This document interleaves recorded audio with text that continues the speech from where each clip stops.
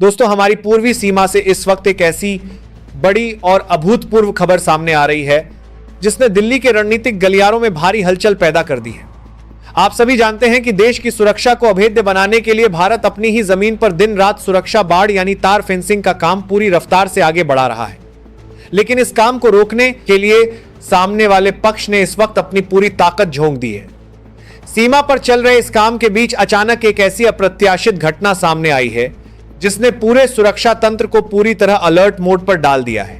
खबर आ रही है कि सीमा के एक बेहद महत्वपूर्ण और संवेदनशील हिस्से में लगभग 28 किलोमीटर लंबी तार फेंसिंग को पूरी तरह से क्षतिग्रस्त कर दिया गया है। वहां की कुछ स्थानीय ताकतों और उपद्रवियों ने मिलकर भारत की इस सुरक्षा दीवार को भारी नुकसान पहुंचाने का दुस्साहस किया है। उनका मानना था कि वे इस हरकत को अंजाम देकर आसानी से बच निकलेंगे और भारत को बैकफुट पर धकेल देंगे, लेकिन वे हमारी सीमा सुरक्षा बल यानी बीएसएफ के जांबाज जवानों की मुस्तैदी को आंकने में पूरी तरह भूल कर गए। जैसे ही इस नुकसान की भनक हमारे अलर्ट कमांडरों को लगी, वैसे ही बिना एक पल गंवाए ऑन द स्पॉट एक ऐसा कड़ा और फौलादी जवाब दिया गया जिसने बॉर्डर गार्ड्स बांग्लादेश यानी बीजीबी के आला अफसरों को पूरी तरह से हिलाकर रख दिया है। आखिर इतनी लंबी फेंसिंग को नुकसान पहुंचाने के पीछे कौन सी बड़ी कूटनीतिक चाल छिपी हुई है? क्या यह सिर्फ कुछ उपद्रवियों की हरकत है या इसके पीछे सरहद पार के ऊंचे हुक्मरानों का कोई बड़ा रणनीतिक नेटवर्क काम कर रहा है? और भारत के इस कड़े पलटवार के बाद अब ढाका से लेकर दिल्ली तक कौन सी गुप्त बैठकें चल रही हैं? इस पूरे संवेदनशील घटनाक्रम की एक एक परत को आगे हम बेहद सरल और आसान शब्दों में गहराई से समझेंगे। अब इस पूरे विवाद की क्रोनोलॉजी और इसके पीछे छिपी उस कड़वी जमीनी हकीकत को गहराई से समझिए। यह घटना कोई अचानक हुआ हादसा नहीं थी, बल्कि इसके पीछे एक बेहद सोची समझी रणनीतिक साजिश दिखाई देती है। ग्राउंड जीरो से जो पुख्ता खबरें आ रही हैं, उनके मुताबिक जब सीमांत इलाकों में मौसम बहुत ज्यादा खराब था, तेज आंधी तूफान और मूसलाधार बारिश हो रही थी, ठीक उसी वक्त विजिबिलिटी का फायदा उठाने की कोशिश की गई। आमतौर पर ऐसी विषम परिस्थितियों में सरहद पर सामान्य गश्त करना बेहद चुनौतीपूर्ण हो जाता है। बस इसी घने अंधेरे का फायदा उठाकर सामने वाले पक्ष के कुछ उपद्रवियों और स्थानीय तत्वों ने मिलकर भारत की सुरक्षा को सीधे तौर पर चुनौती दे डाली। एक सुनियोजित योजना के तहत इन तत्वों ने लगभग 28 किलोमीटर के दायरे में लगी कंटीले तारों की फेंसिंग को निशाना बनाया। इन लोगों ने न सिर्फ सुरक्षा बाड़ को काटा, बल्कि कई जगहों पर पूरी फेंसिंग को क्षतिग्रस्त कर दिया ताकि भारतीय मुख्य भूमि की तरफ आने जाने के लिए एक अनधिकृत रास्ता तैयार किया जा सके। इस हरकत से भारत की सरकारी संपत्ति को भारी नुकसान पहुंचाया गया, लेकिन दुश्मनों का यह दांव पूरी तरह से उल्टा पड़ गया। वे भूल गए थे कि सरहद पर तैनात हमारे जांबाज कभी सोते नहीं। जैसे ही फेंसिंग के आधुनिक सुरक्षा सेंसर टूटे और हमारे अलर्ट कमांडरों को इस भारी नुकसान की भनक लगी, वैसे ही सरहद पर तैनात सीमा सुरक्षा बल बीएसएफ की टुकड़ियों ने वो कर दिखाया जिसकी उम्मीद बॉर्डर गार्ड्स बांग्लादेश बीजीबी को बिल्कुल नहीं थी। हमारे जवानों ने बिना एक सेकंड का वक्त गंवाए, खराब मौसम की परवाह किए बिना अलग अलग संवेदनशील पॉइंट्स पर एक साथ तगड़ी घेराबंदी कर दी। इस बेहद आक्रामक ऑन द स्पॉट एक्शन का नतीजा यह हुआ कि घुसपैठ और तोड़फोड़ की कोशिश करने वाले दर्जनों उपद्रवियों को मौके पर ही चारों तरफ से दबोच लिया गया। इस कड़े प्रहार ने सरहद पार के पूरे नेटवर्क को हिलाकर रख दिया है। जैसे ही यह खबर ढाका पहुंची, वहां के सैन्य और राजनीतिक गलियारों में भयंकर खलबली मच गई। भारत को बैकफुट पर धकेलने का जो ख्वाब विरोधी खेमे ने देखा था, वह कुछ ही घंटों में उनके लिए सबसे बड़ा रणनीतिक सिरदर्द बन गया। वहां आनन फानन में मुख्य प्रशासनिक मुख्यालय में एक बेहद हाई लेवल आपातकालीन बैठक बुलाई गई है।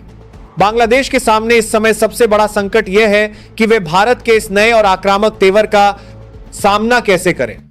उनके सुरक्षा विश्लेषकों को यह समझ नहीं आ रहा है कि भारत ने इस बार बिना किसी औपचारिकता के सीधे इतना कड़ा रुख क्यों अपना लिया।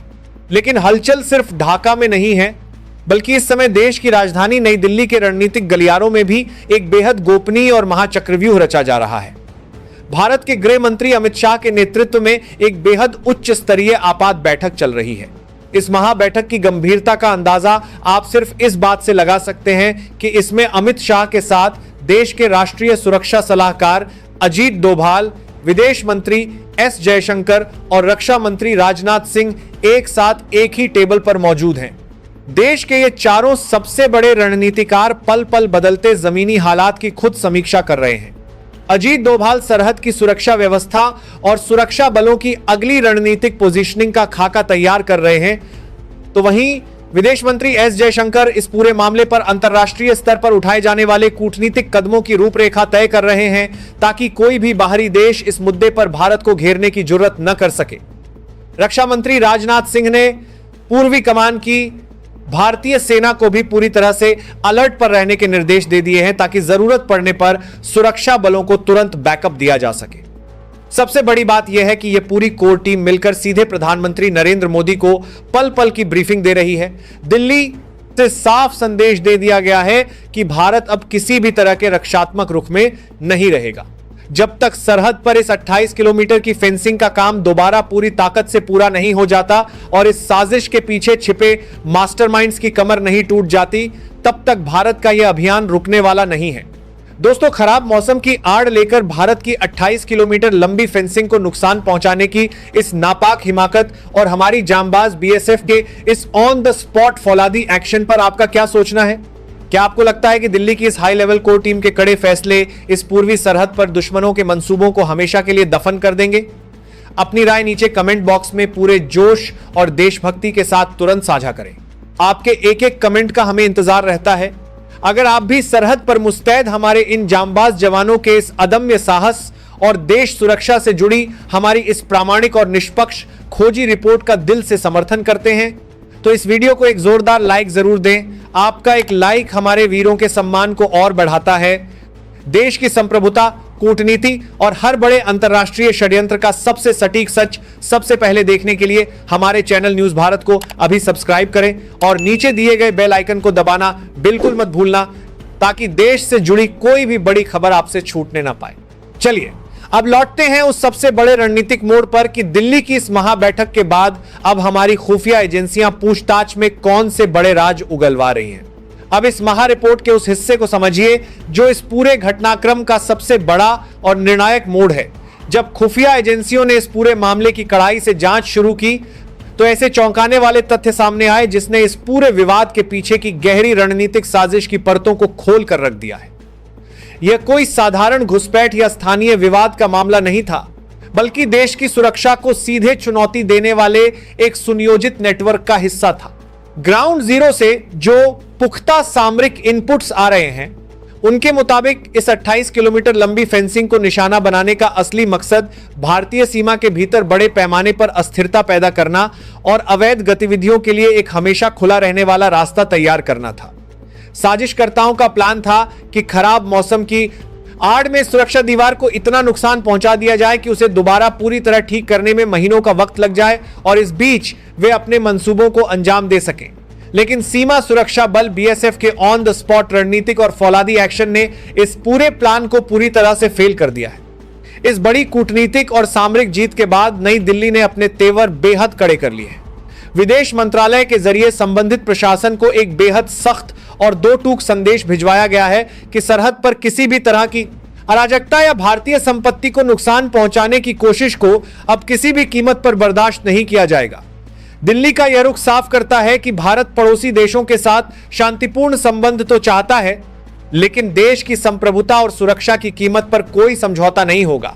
अगर हम इस पूरी घटना का एक व्यापक सामरिक और रणनीतिक विश्लेषण करें, तो यह साफ हो जाता है कि पूर्वी सरहद पर भारत की रक्षा नीति में एक बहुत बड़ा और ऐतिहासिक बदलाव आ चुका है। अब तक विरोधी ताकतें यह सोचती थीं कि खराब मौसम या भौगोलिक चुनौतियों का फायदा उठाकर वह भारत को सामरिक दबाव में ले आएंगी, लेकिन इस बार सुरक्षा बलों और गृह मंत्रालय के संयुक्त तालमेल ने उनके सारे पुराने ढर्रे को पूरी तरह बदल कर रख दिया है। दिल्ली की महाबैठक के बाद अब सीमा पर केवल टूटी हुई फेंसिंग को दोबारा जोड़ने का काम ही नहीं किया जा रहा है, बल्कि उस पूरे 28 किलोमीटर के पैच को एक अभेद्य किले में तब्दील करने की तैयारी शुरू हो चुकी है।